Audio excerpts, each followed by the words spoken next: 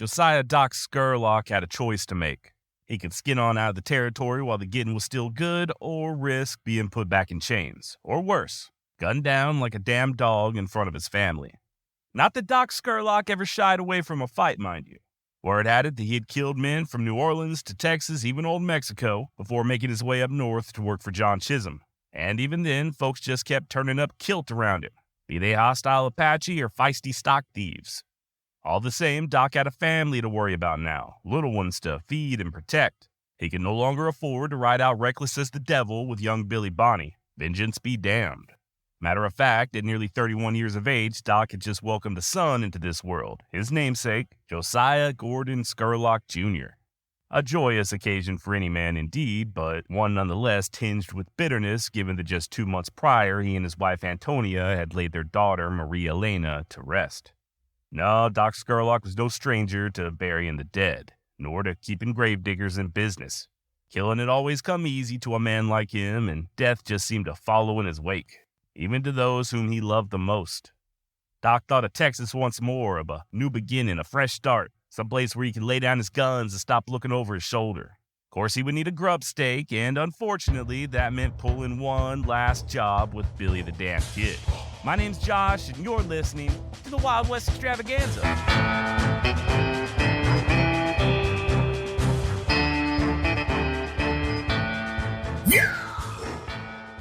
If you're here to learn more about Doc Scurlock, well, you have certainly come to the right place. First, though, just kind of a heads up. This episode does get a little heavy, at least the portion dealing with Scurlock. I normally don't issue warnings like this, but if you're a parent who has had the great misfortune of losing a child, proceed with caution, as that is a topic that will be touched on more than once.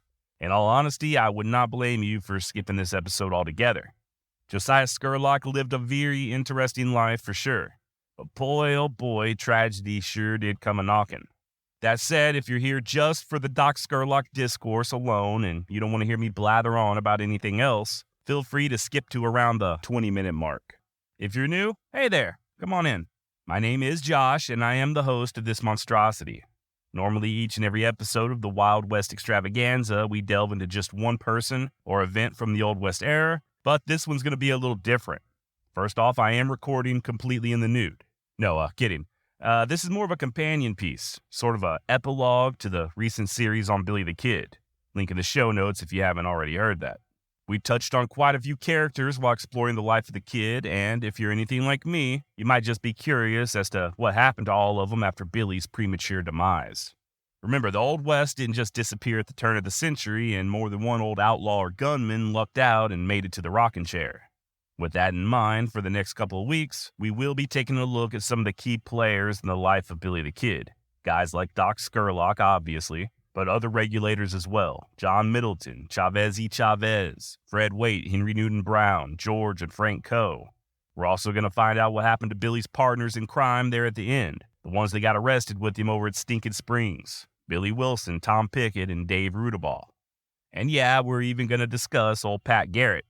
On this episode, however, before we get to Doc, we're going to take a look at the opposition, the guys that Scurlock and the Kid were fighting against. Find out if them sons of bitches ever did reap that whirlwind. And who to better start off with than old James Joseph Dolan himself. Although Dolan would outlive his nemesis, Billy the Kid, the Irish businessman would have a somewhat bad run of it following the Lincoln County War. In just the span of 7 years, between 1882 and 1889, James would tragically lose 2 of his children, as well as his wife Betsy. He'd remarry again to a Miss Eva Whitlock, but rumor has it Dolan was prone to abuse when it came to the womenfolk. Little too handsy. Financially, he did okay, at least for a while. Remember, the Dolan faction won the war. As such, James took over control of Tunstall's old ranch and his store there in town. And despite declaring bankruptcy in 1878, Dolan would regain at least a portion of his old power back. He'd go on to become a member of the New Mexico Territorial Senate in 1888 before being appointed as the receiver to the land office. Now, this is not the first time I've had to look up the definition of a receiver. If you listen to the episode I did on Wyatt Earp in Hollywood, you might remember how Wyatt threw down on a federal receiver in October of 1910. Well, according to the internet, a receiver is a court-appointed, impartial person who takes possession of certain specified property to prevent deterioration, dissipation, loss, or other detriments to the party requesting the appointment of a receiver pending the outcome of litigation.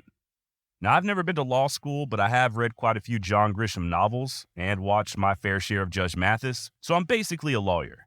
And to me, it sounds like Dolan was pretty much just doing like he did back in Lincoln County and taking shit from people who couldn't afford to hang on to it. And this may have been his downfall. Apparently, one of Dolan's receiver buddies skipped town, leaving the accounts about $10,000 light, effectively leaving James holding the bag and liable for all that missing money. Interestingly enough, it's the same amount of money, $10,000, that went missing all them years prior when Murphy and Dolan were fighting with McSween over Emil Fritz's life insurance policy.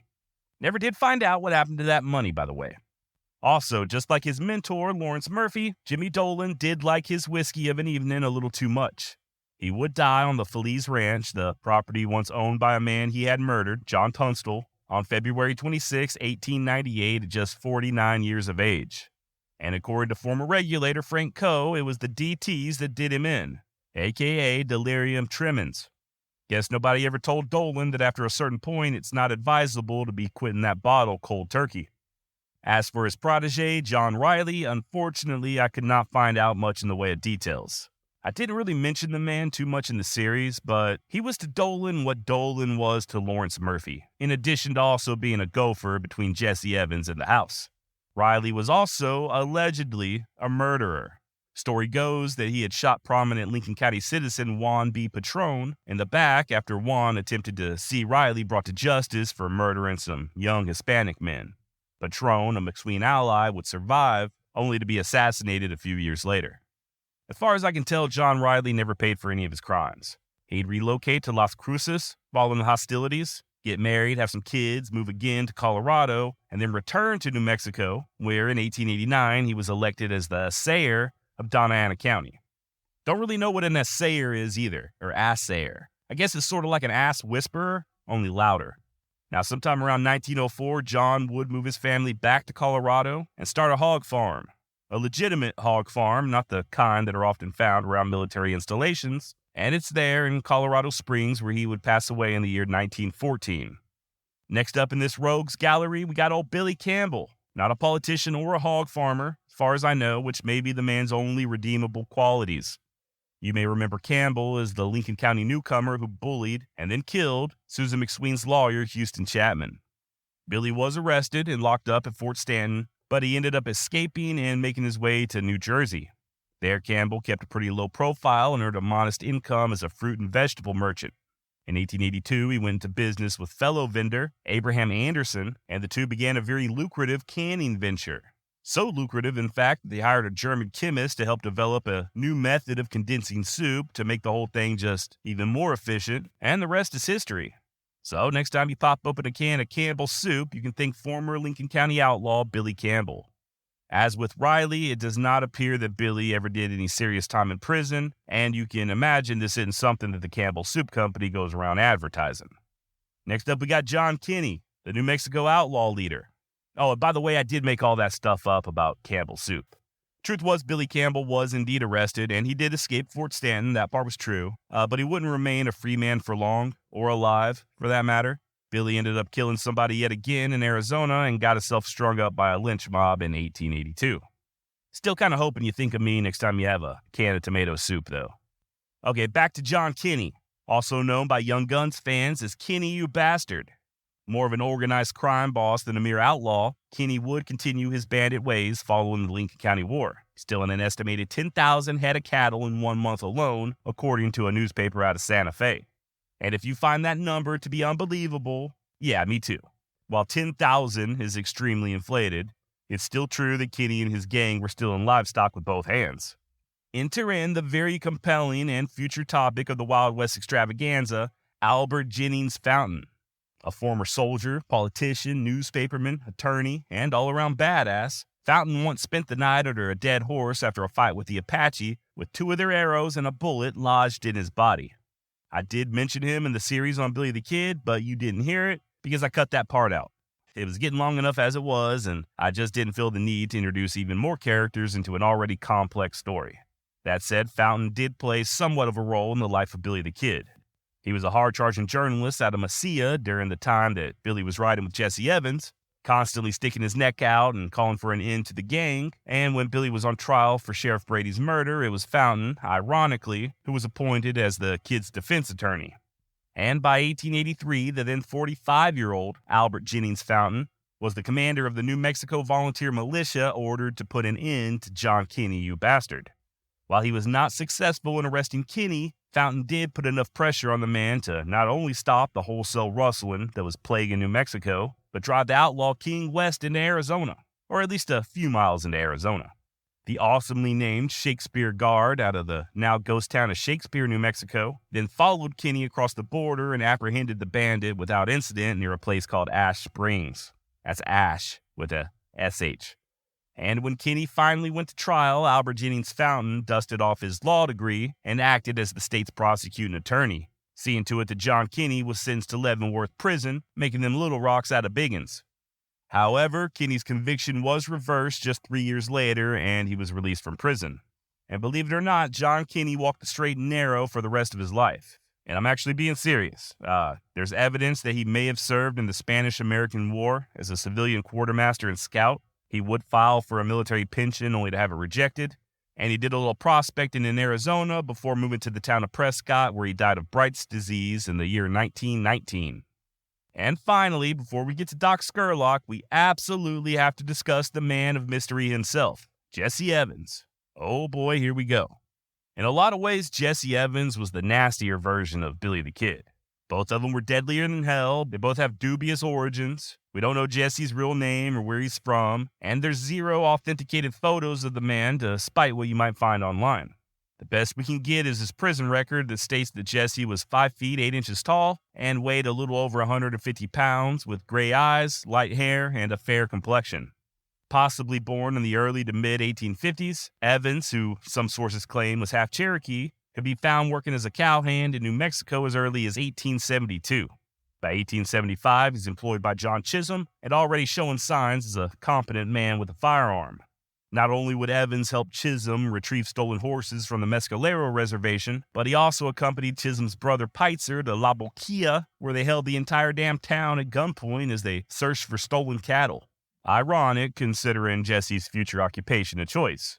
Hell, just a year later, he would be riding with John Kinney as the pair shot up the town of Las Cruces.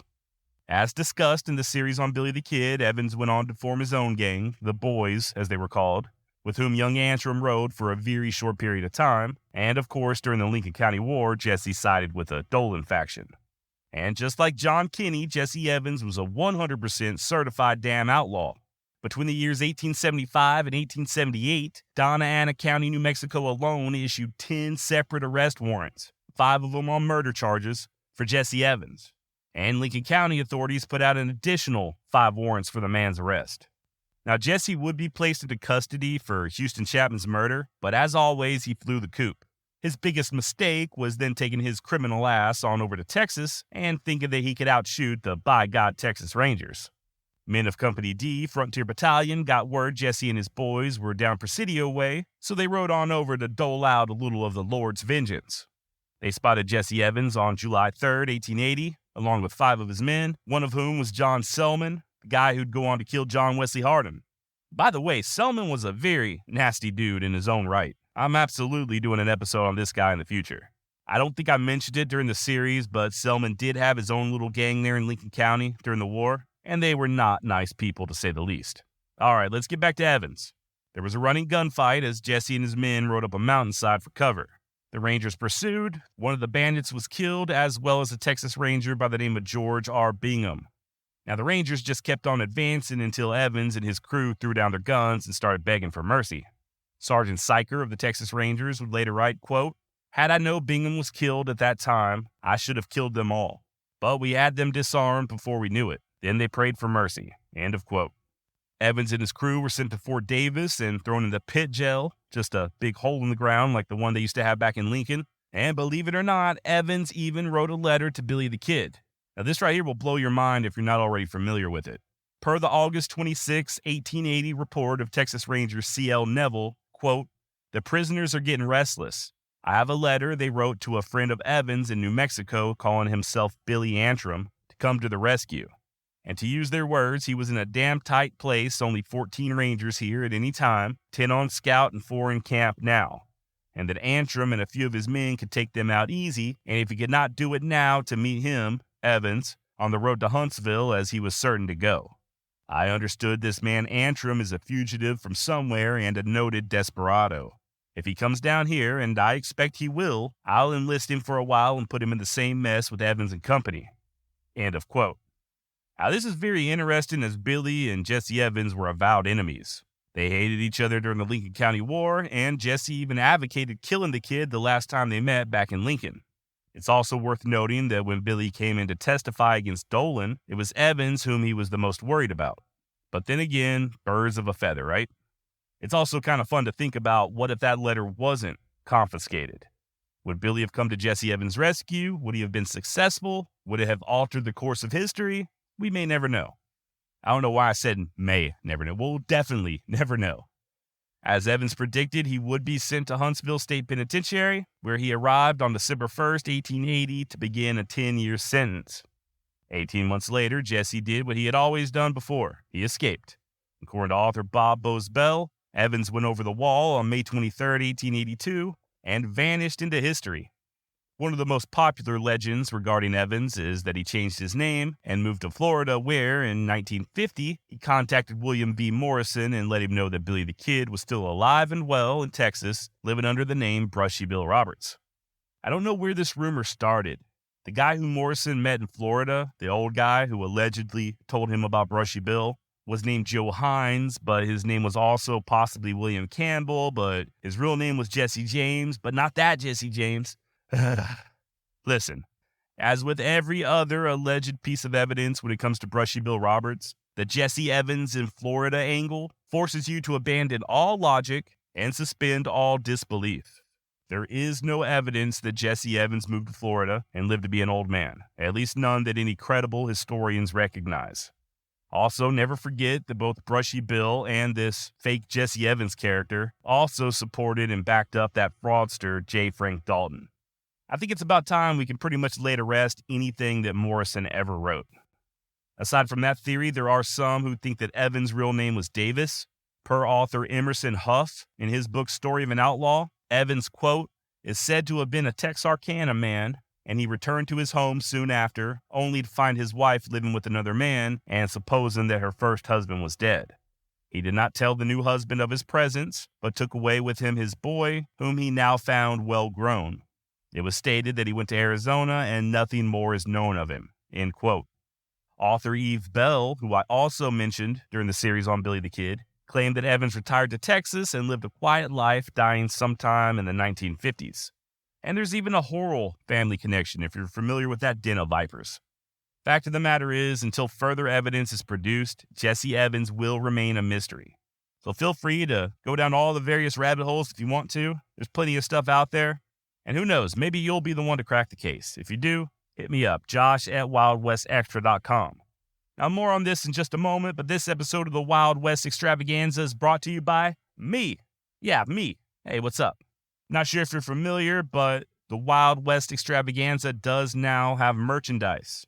Just go on over to wildwestextra.com and hit that merch button up top. You'll find a very wide variety of designs and colors. Everything from t-shirts to coffee mugs, stickers, hoodies, magnets, even got little onesies for your babies. So please check it out. The merchandise link in this episode's show notes, or go on over to wildwestextra.com and hit the merch icon up top. All right, back to the episode. By the way, I get the attraction to stories like this with Jesse Evans. I love these what-if stories, you know. My grandma used to tell me about this old man that lived across the street from her and my granddaddy back when they was first married. This was a long time ago. We're talking the 1920s or 30s. And this guy, their neighbor, was somewhat of a recluse. The only person he allowed inside his home was my grandpa, who claimed that there were just a ton of old newspaper clippings all over the walls, and most of the clippings were reporting on outlaw activities, bank robberies, shit like that. The consensus among my grandparents was that this neighbor was some old West bandit just living out the rest of his days. Now, I never knew my grandpa. He died long before I was born, so it was my mama who told me these stories, and I got no idea who this guy was or any other details, but I promise you, I have played out a million different scenarios in my head, especially when I was a kid. Like, who was he? Who was this old guy? Maybe it was Jesse Evans. So I get it. It's fun to think about, but you gotta have proof if we're actually talking about history. And in the case of Jesse Evans, there ain't none. The dude disappeared. It'd be cool as hell if he lived to be an old man, and he could have, but he could have just as easily gotten stabbed in some saloon and buried in an unmarked grave, or just died of the clap somewhere out in the desert. Thankfully, this is not the case with the man of the hour, my friend and yours, Josiah Doc Scurlock.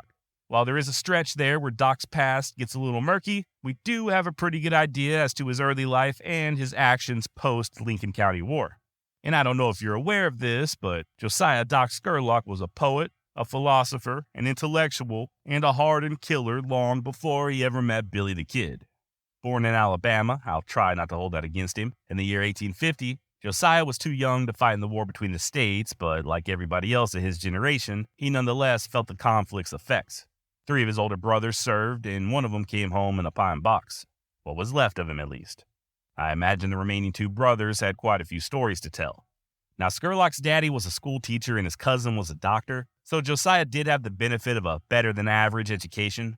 As such, by the time he was 18, Scurlock was down in New Orleans studying medicine with a bright future ahead of him. Ah, but life sometimes has a different idea, and you know what they say about the best-laid plans. Sadly, Doc would not graduate. Family legend tells of Josiah falling in love with a beautiful female intern only to have her spurn his advances and marry another man. The heartbroken Scurlock then joined a group bound for Tampico, Mexico, hoping to help treat a yellow fever outbreak. To hear some tell it, Doc stayed in Old Mexico for a couple of years before he himself fell ill with what he thought was tuberculosis, causing him to head north to the drier climates of New Mexico and Arizona. But like I said, that's the family story, the one that's been passed down. If you'll remember from the recent series on Billy the Kid, link in the show notes, a federal agent by the name of Azaria Wild was sent to New Mexico to investigate a counterfeiting operation. Agent Wild quickly compiled a dossier of all of Billy Bonney's pals, Doc included. And according to the federal man, Doc Scurlock had killed both in Louisiana and Texas before fleeing to Mexico. What's more, this is also unproven but often repeated, Scurlock supposedly had both of his front teeth shot out during a gunfight over a game of cards. He and his opponent shucked iron at the same time, and while Doc lost his 2 front teeth and ended up with a gnarly scar on the back of his neck, his foe lay dead on the ground, and that was that.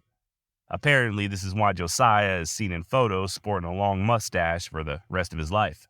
Nobody really knows the truth about Doc in Mexico, even the Scurlock family, but thankfully we do have a much more clear picture once Josiah pops up in New Mexico.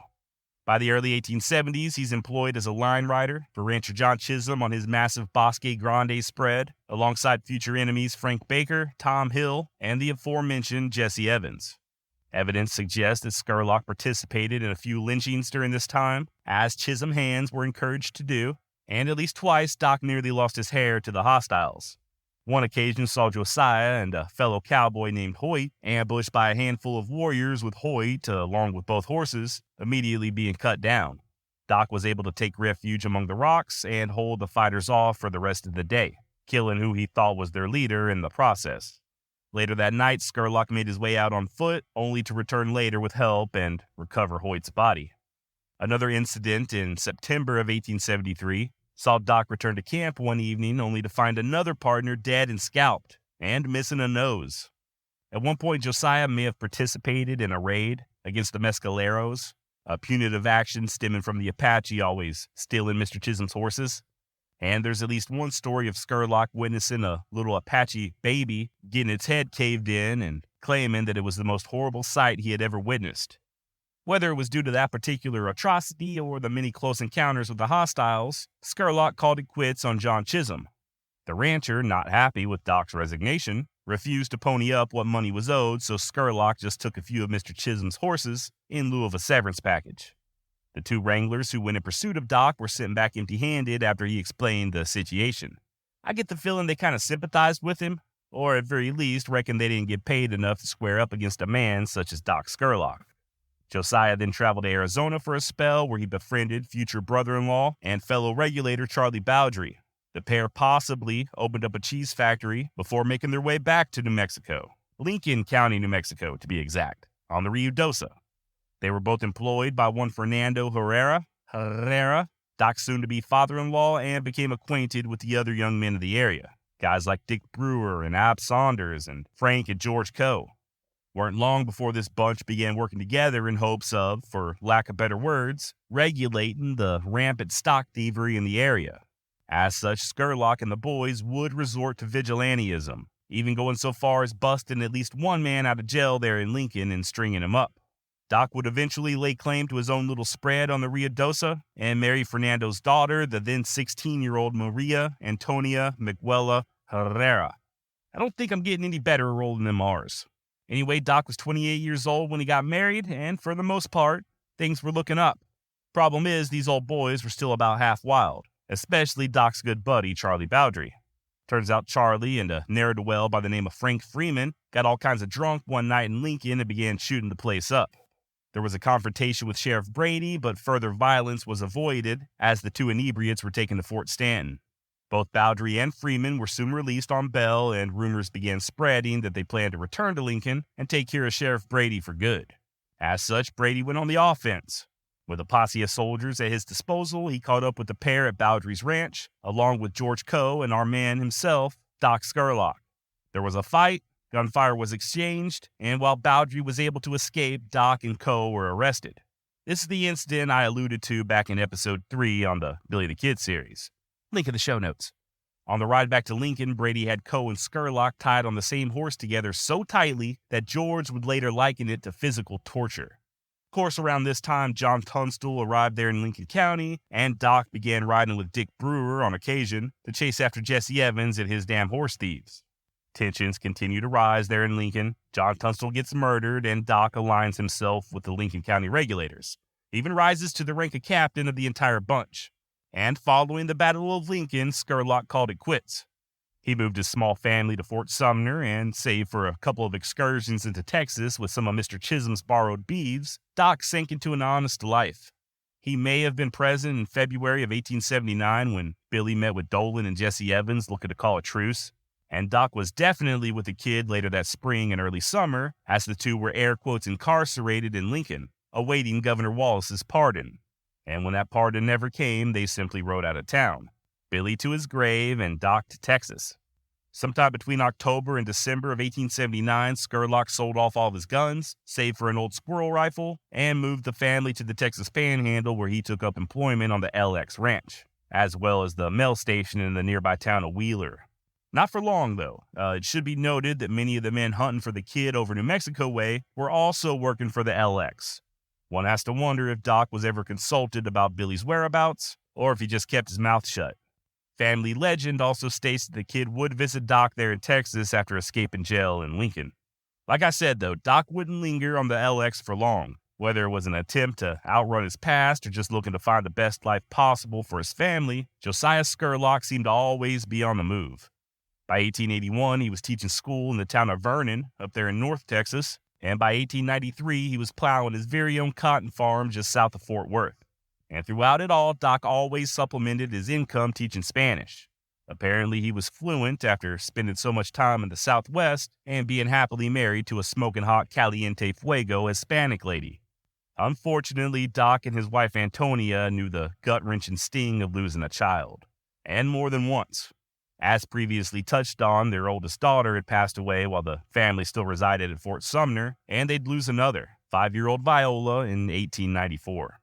5 years later, in 1899, the Scurlock family moved to Granbury, Texas for the better part of a decade before relocating to Maybank, a little over 100 miles to the east, where tragedy would strike yet again.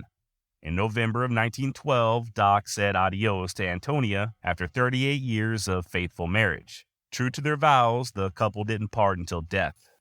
Scurlock continued to teach Spanish in Maybank, along with a little bookkeeping, and for possibly the first time ever, at least the first time I could find, Doc was approached by a reporter. The journalist was hoping to interview Scurlock about his various adventures with Billy the Kid, but Doc refused. Said that life was behind him, and besides, he weren't like that no more. The year 1916 saw Doc lose yet another daughter, Lola, and 3 years later he would move for a final time, this time settling down in Eastland. It was there where Doc operated a confectionery store, which I believe is the old-timey way of saying a candy shop, and he spent an enormous amount of time at the local library. Always a voracious reader, Scurlock couldn't soak up knowledge quick enough. The man was a deep thinker, always questioning the world around him, and like many of us, just looking to help make sense of the chaos. Yes, Doc figured he might find some answers in them books. Accordingly, it was only natural that Doc be admitted into the prestigious Theosophical Society. Now, if you've never heard of this group, don't feel bad. Neither have I. But I looked them up, and they are still around to this day. Other notable intellectuals who became members were Thomas Edison and the poet William Butler Yeats. So I reckon Josiah was in good company. Or maybe it was them who were in good company. You ever think about that, huh? Thomas Edison, you piece of shit. Sorry, I get carried away sometimes. All right, per their website, the society defines theosophy, as derived from Greek roots meaning divine wisdom, as a body of knowledge that tells us about our place in the universe and why the world is the way it is. Although it agrees in many respects with scientific theories, it goes past them in addressing unseen realities that we all experience but often don't understand. It answers many questions that people have, such as, why am I here? What is the purpose of the universe? Is there a God? Why does there seem to be injustice and evil in the world? And how can I have a purposeful and meaningful life? Pretty deep stuff for an old cowhand used to dodging bullets and sleeping out in the desert. But then again, Doc was what I like to call the thinking man's outlaw. When Scurlock wasn't pondering life's mysteries, he took up work for the Texas State Highway Department, but finally retired in 1925 at the age of 76, after which he spent most of his time traveling and visiting his children and grandchildren.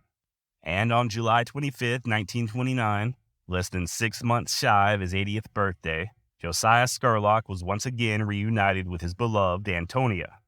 The pair had 10 children in total, only 6 of whom survived their parents, so I suspect it was a very happy homecoming. As I mentioned toward the beginning, Doc dabbled in poetry. I thought about reciting some of his work here. It's really not bad at all, but instead I'd like to share his words to a grieving child, his own child. In the year 1920, upon learning that his grandson had passed away, Scurlock penned the following to his daughter Linda. I just received a letter from Amy this morning bringing the news of little Wilbur's death. It was a great shock to me, and I fain would say something that would in some measure console you for your great loss, but we all know that words of consolation and sympathy sound very meaningless in a case of this kind. About all that we can say is that it's a trial that we ought to be prepared to meet, for it is the one thing we all must meet sooner or later. It comes to us all, young or old, high or low. When our child is born, we know but one thing as to his future, and that is it must die. Now, I believe that whatever is best. We can't understand always, but time shows us that all is for the best. What the final outcome of all this is to be, nobody knows. There are and yet will be many guesses, but no one knows. But whatever it may be, you may be assured it will be for the best, for the supreme intelligence that governs the universe makes no mistake. Let me hear from you soon. I will come to see you as soon as I can get off. Be brave and bear your sorrow with fortitude is all that I can advise. Your affectionate Papa. Now, I found this very interesting for a myriad of reasons. Firstly, Doc is speaking sincerely, not just as a father whose heart is clearly breaking for his grieving daughter, but also as someone who knew firsthand what it's like to lose a child. Someone who knew all too well that the heaviest coffins are those that are the smallest. It also shows that Doc was a bit of a stoic. Much like Marcus Aurelius, Scurlock accepted life as it was, on life's terms, and he learned to live in agreement with nature. He knew full well just how fleeting and oftentimes cheap life can be. I can't prove this, of course, but I suspect Doc was familiar with the Latin phrase, memento mori. Remember, you too shall die. Now, if you'd like to learn more about the life and times of Doc Scurlock, I highly recommend the book Blood on the Saddle by David Garrett and Micah Ferris. Both authors are descendants of Scurlock, and they have a wealth of information to share. Everything from family photos to letters, even Doc's poetry. Very interesting and absolutely worth it if you're a big-time fan of all things Billy the Kid. Link in the show notes for that book, and if you're looking for other books, if you need some book recommendations, once again, wildwestextra.com. Just click that tab up top that says books. And because I would like to end this episode on more of a lighthearted note, let's take a moment to discuss how much of a dork Josiah Doc Scurlock was. This guy was the textbook definition of not judging a book by its cover. There was nothing braggadocious or swaggering about the man, at least not once he left New Mexico, and if you didn't know any better, you'd think Doc was just some goofy-looking old school teacher. There's lots of photos of Scurlock in the book Blood on the Saddle, and in almost every one of them, he's cutting up. He does this little quirky thing where, while everybody else is staring straight ahead at the camera, he's always turning his head to the side or looking up in the air. I'll post some of these photos on my newsletter so you can check them out. Doc has these big ears that stick out, he parts his hair down the middle, and he wears these funny little round glasses and does not appear that he cared for wearing his dentures. And even in the photos where he's semi-serious looking, you can tell he's always kind of on the verge of smiling. He's got this little glint in his eye like you just know he's ready to drop a dad joke. And I love it. I think Doc went through a lot of hardship in his life. He survived Mexico and the Apache and the Lincoln County War by the hair of his nutsack, and then suffered the unbelievable loss of losing several children, a wife, and at least one grandchild. But through it all, even towards the end, Scurlock tried to share joy, try to make other people laugh, and I'm just assuming here, but judging by his background as an educator, I'm next to certain he was still spreading knowledge all the way to the end. And I think that about does it for this episode of the Wild West Extravaganza. Do me a favor, head on over to wildwestextra.com, hit that contact button, shoot me an email. Let me know what's on your mind. While you're there, maybe go ahead and tap that merch button, pick you up a t-shirt or two. All right, next week we are going to do something a little similar and take a look at the other Lincoln County regulators. Till then, remember, ashes to ashes and dust to dust. We're all bound for the grave. Act accordingly and try your damnedest to make them around you smile along the way. Adios.